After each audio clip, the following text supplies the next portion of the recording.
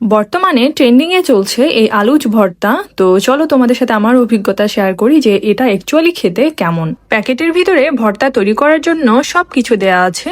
শুরুতে হাতে পেয়েছিলাম ফ্রাইড চিলি, তো এটার ভিতরে বেশ অনেকগুলো পরিমাণই মরিচ ছিল।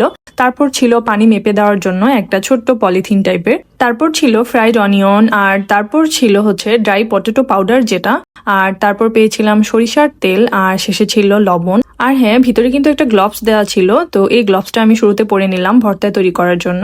শুরুতে আমি প্লেটের মধ্যে ড্রাই পটেটো পাউডার যেটা সেটা আমি হচ্ছে নিয়ে নিলাম, আর তারপর আমি হচ্ছে এখানে নিয়ে নিলাম হচ্ছে ফ্রাইড অনিয়ন, তারপর নিয়ে নিলাম হচ্ছে ভাজা শুকনা মরিচ যেটা ছিল, আর তারপর এখানে আমি লবণ দিয়ে দিলাম।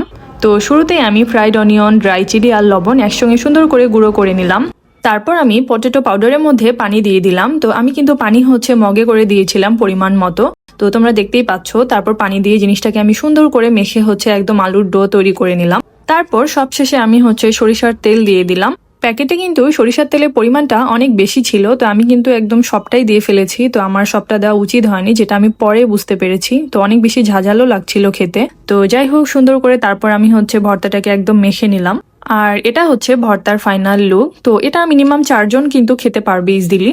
তো দেখো, তারপর আমি অল্প একটু ভাত নিয়ে হচ্ছে শুধু ভর্তা নিয়ে খেতে বসেছিলাম শুরুতে। তারপর শুরুতে যখন আমি হচ্ছে ভর্তা মুখে দিলাম, তো তারপর আমার মনে হলো যে এর থেকে মজাদার ভর্তা আমি তৈরি করতে পারি।